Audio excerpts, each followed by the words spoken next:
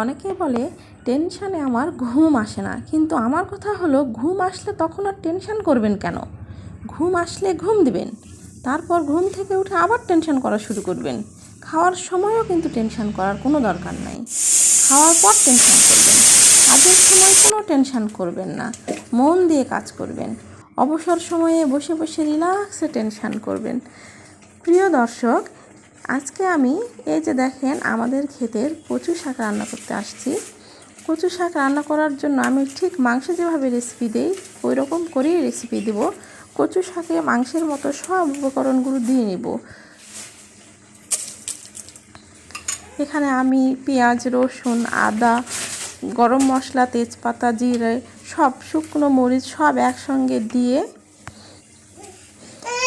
পর্যাপ্ত পরিমাণ পানি দেব। আমি পানিটা একবারেই দিব, পরে আর আমি কখনোই পানি দেব না। এখানে একবারে পানি দিয়ে তারপরে চুলায় বসিয়ে দেব।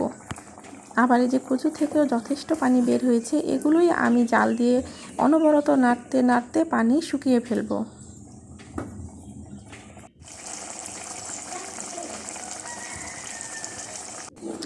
দেখুন অনেকটা পানি কমে এসেছে, আর কিছুক্ষণের মধ্যেই আমার সম্পূর্ণ পানি শুকিয়ে যাবে।